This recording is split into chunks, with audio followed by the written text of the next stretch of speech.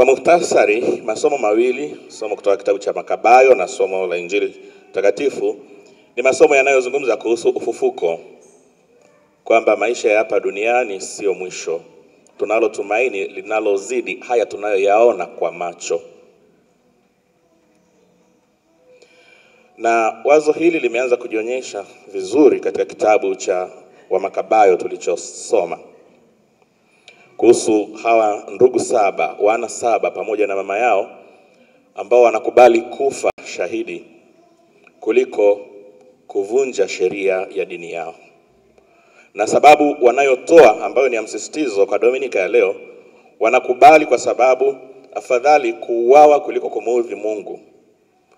Na kuuawa sio kwisha, kifo sio mwisho, bali ninakufa nikiamini kwamba nitafufuliwa, ninauamkia uzima wa milele. Kwa hiyo tuweni, wote saba pamoja na mama yao wamekuwa jasiri, wamekubali. Sisi hapa hatutajadili kuhusu kula nyama ya nguruwe au kutokula, kwa sababu wao wameuawa kwa sababu walilazimishwa kula nyama ya nguruwe na wao walikataa. Sheria ya Musa iliwakataza. Tunajua lakini baadaye kwamba Kristo amevibariki vyakula vyote, ametakasa vyakula vyote. Sisi kwetu hakuna chakula ambacho ni haramu, labda iwe sumu, labda ikiwe na madhara,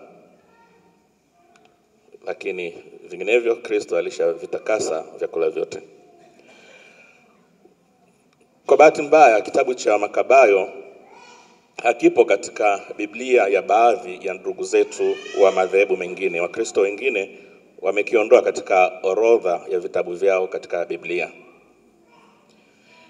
Na sababu ya kuondoa kitabu hiki cha Makabayo, ambacho kwa kweli kwetu sisi wa Katoliki ni cha muhimu sana, hasa tunapotafakari kuhusu maisha yajayo, kuhusu ufufuko, kuhusu kuwaombea marehemu, sababu ambazo ndugu zetu wa Kristo wengine walizitoa wakati wa mageuzo ya Martin Luther, wakati Uprotestanti ulipoanza, sababu yao ni kwamba kitabu hiki hakipo katika Biblia ya Kiyahudi. Sababu kama tunafahamu, Agano la Kale ni mkusanyiko wa yale ambayo waamini wa Yahudi waliamini, kwa sababu Kristo amezaliwa kutoka katika Uyahudi. Sasa tunaweza kujiuliza, na ndilo swali ambalo labda tunapokutana na ndugu zetu wa Protestanti wanatuuliza na pengine tunashindwa kujibu. Kwa nini sisi tuwe na kitabu hiki ambacho ndugu zetu au wazee wa imani yetu wa Yahudi hawakitambui? Ni kwamba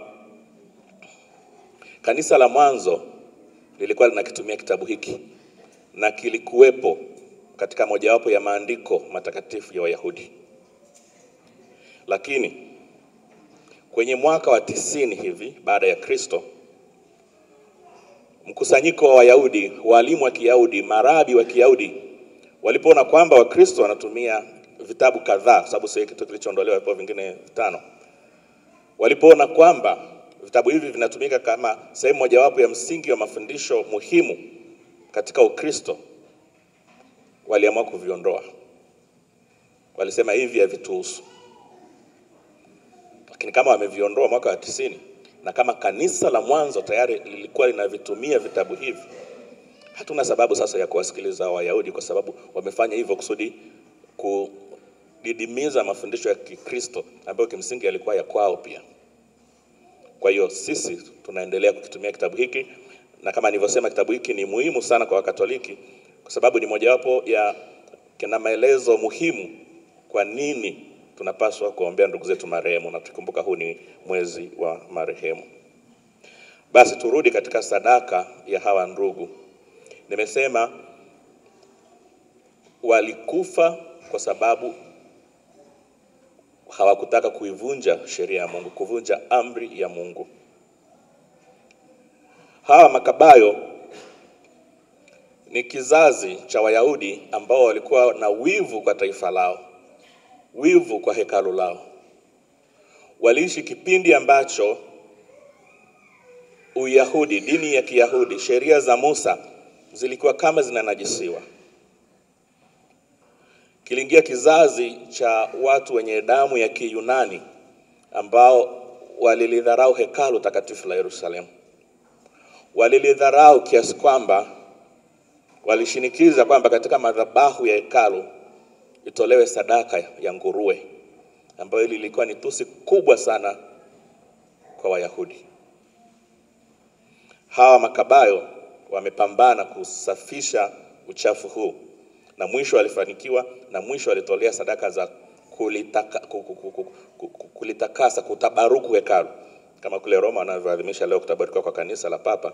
Sasa na Makabayo nao walihakikisha wanafukuzwa hawa Wayunani na hekalu linatakaswa kwa kutolea sadaka. Mpaka leo Wayahudi wale wanaofuata bado imani ya Kiyahudi, katika mwaka kuna sherehe ya kusherehekea siku hii ambayo hekalu lilitakaswa tena, lilibarikiwa tena, lilitabarukiwa tena. Hawa Makabayo wanayo mengi ya kutufundisha hata sasa kwetu sisi. Kwa bahati mbaya, labda kuna mambo mengi ambayo sasa Ukristo unaanza kuyavumilia. Tunakosa ile ari waliokuwa nayo hawa Makabayo ambao kutaka upuuzi wa aina yote katika imani yao. Sisi ni mambo gani tunayoanza kuyalegeza? Mambo ambayo labda hatuyachukulii kwa umuhimu, yanayohusu imani yetu. Hatusemi kwamba tuanze kuangalia mambo ya vyakula kama wao, hiyo sio hoja, au tuwe na uzalendo wa aina hii kama waliokuwa nao, ambapo wangetumia hata fujo, hata nguvu, hata kuuana kusudi kulinda imani yao. Hatutaki tukufike huko. Lakini mambo ya kawaida kabisa ambayo tunapaswa kuyatunza kwa ajili ya imani yetu. Fikiria kwa mfano namna ambavyo labda miaka ya zamani, kipindi cha Kwaresma kilichukuliwa kwa uzito. Watu walijitahidi kufunga sio tu ile Jumatano ya Majivu na Ijumaa Kuu, bali kipindi chote kilikuwa ni cha sadaka. Lakini siku hizi tunaanza kulegeza mambo. Kila mtu ajifanyie tu anavyotaka. Sitaki kusema kwamba nataka kutunga sheria ya amri kwa mambo ambayo kanisa halijafundisha, lakini ni mambo kama hayo ambayo tunaanza kuyalegeza, alafu mwisho Ukristo unakuwa mwepesi mno. Hatupo tayari kutoa sadaka ndogo. Nikitoa sadaka simaanishi fedha. Yani kujikatalia kwa mambo ambayo naweza nikajikatalia kusudi kuikoleza imani yangu. Hawa watoto 7 na mama yao sio tu kwamba walitoa sadaka ya kujinyima au kujitesa, bali walikuwa tayari hata kuuawa kwa sababu ya imani yao, lakini zaidi wakijua kwamba kuna ufufuko. Sasa swala hilo la ufufuko ndilo linakwenda katika somo la Injili tulilosikia. Jumapili mfululizo zilizotangulia, Yesu alikuwa anapata upinzani wa Mafarisayo, wakimtega, wakimsema vibaya, wakimwona mpotoshaji, anakaa na wadhambi.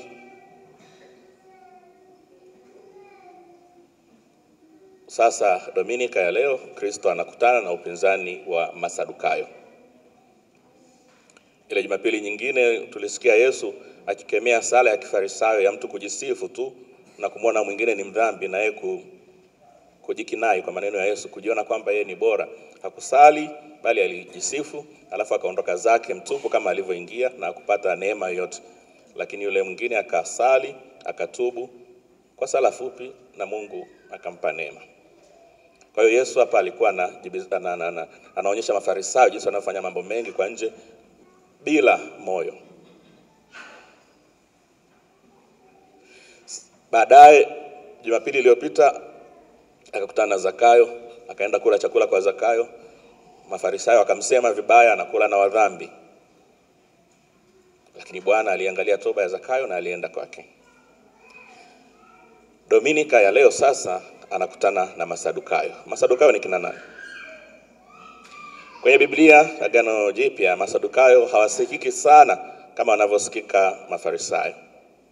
Na pengine kijuujuu tungeweza kudhani kwamba hawa walikuwa watu wema kuliko Mafarisayo. Kwa vile Yesu alitumia misemo mingi kuonyesha mapungufu ya Mafarisayo, tunaweza kufikiri kwamba Mafarisayo kwa ujumla wao wote walikuwa ni waovu.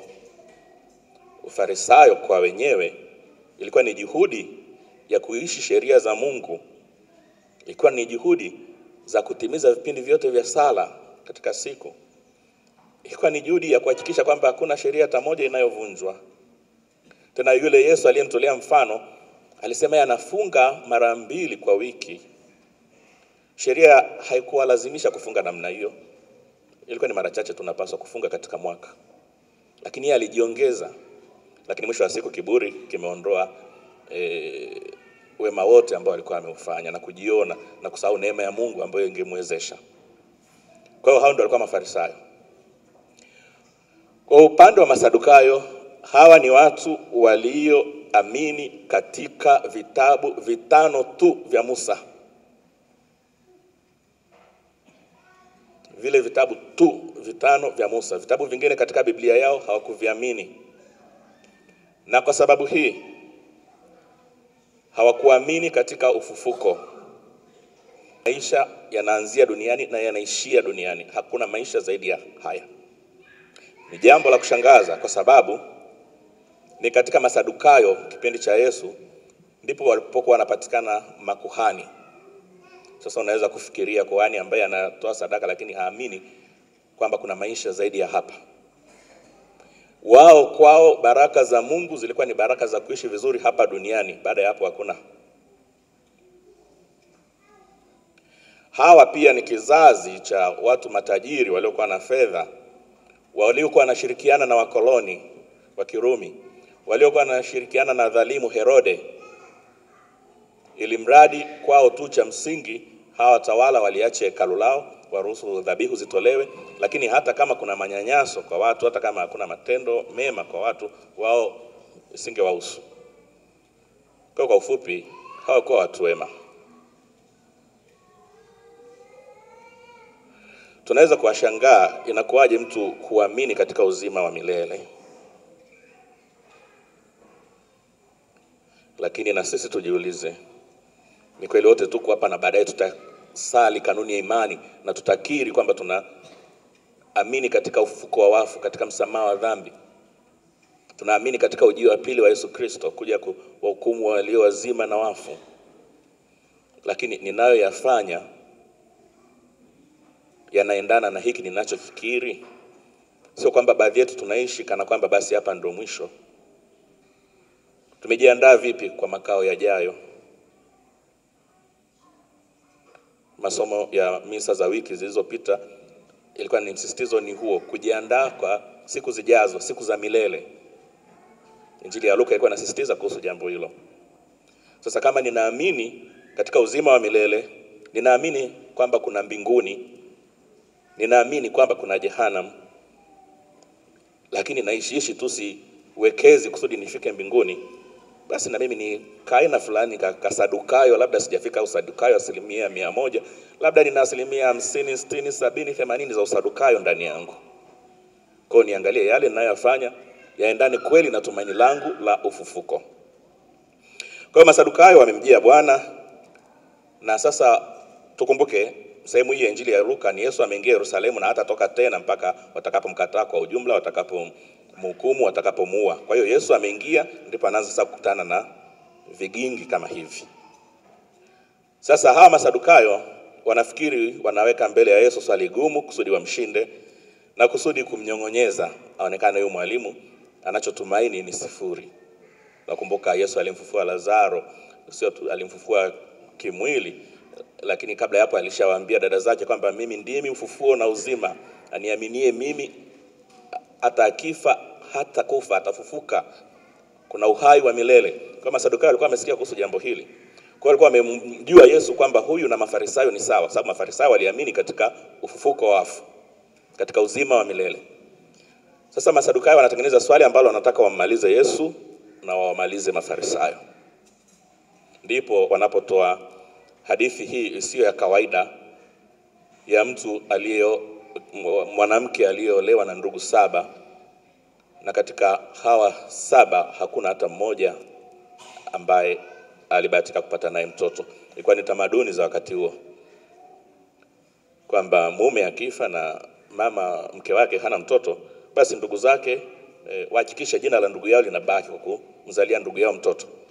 Kibiolojia atakuwa mtoto wake, hatakuwa mtoto wa yule aliyekufa, lakini kijamii ni mtoto wake. Hata katika tamaduni zetu za Kiafrika yapo makabila ambayo yako hivyo. Kibiolojia sio mtoto wa fulani, lakini kijamii na kimila na kinini ni wa kwake. Basi sasa anapoweka swali hili mbele ya Yesu kwamba wote wamekufa na hawajazaa, Uko mbinguni kwenye ufufuo huko, huyu mke anakuwa wa nani? Wao wanafikiri mbingu ni kuyahamisha ya duniani. Wao hawajui maana ya ufufuko. Ni kweli siku nitakapofufuliwa ni mwili huu nilionao ndio utakaofufuliwa, lakini utakuwa mwili wa ufufuko, mwili wa utukufu. Mwili kama ule wa Yesu ambao baada ya kufufuka aliingia ndani, milango na madirisha vikiwa vimefungwa, akasimama katikati. Yaani hakutembea kutoka sijui wapi kufika pale mitume walipokuwa wamekusanyika. Alitokea. Waliona tu mtu huyu amesimama. Miili ya utukufu ndio miili ya ufufuko. Na Yesu anawaambia Masadukayo, kuoa na kuolewa ni mambo ya hapa duniani.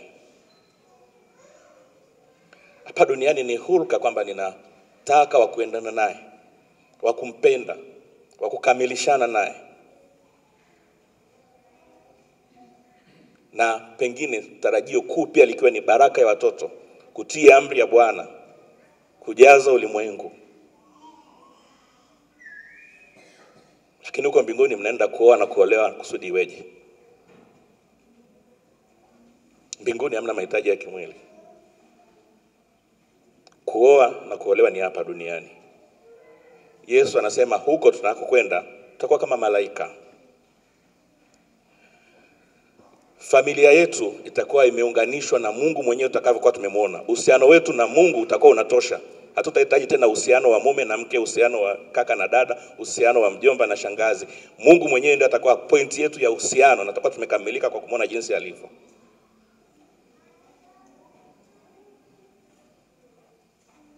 Kwa hiyo Yesu anasambaratisha swali lao kwa kuwafafanulia maana hasa ya ufufuko. Na kwa swali hili la Masadukayo, na sisi pia tunafaidika kujua mbingu ni ya namna gani. Hatuwezi kuijua mbingu tukiwa hapa duniani tukaimaliza, tukaelewa kila kitu, kwa sababu ni imani. Na tunavyoelewa maandiko matakatifu yanatufunulia kile ambacho ni cha lazima kwa ajili ya wokovu wetu. Yapo mambo mengi hatuwezi kuelewa, lakini siku tutakapomwona Mungu tutayaelewa. Kwa hiyo Yesu amejibu swali hili, na hili litupe matumaini hasa mwezi huu ambapo tunawakumbuka marehemu wetu. Tunawakumbuka kwa matumaini. Pengine tunakumbukumbu bado mbichi za wapendwa wetu, na wakati mwingine labda machozi yanatutoka tunapokumbuka wazazi wetu, watoto wetu na kadhalika. Lakini tumaini lililopo ni hili lilopo katika Injili, kwamba maisha hapa sio mwisho. Hatimaye tutafufuka, tutakamilika kama wana wa Mungu. Mungu wetu ni Mungu wa walio wazima, sio Mungu wa wafu.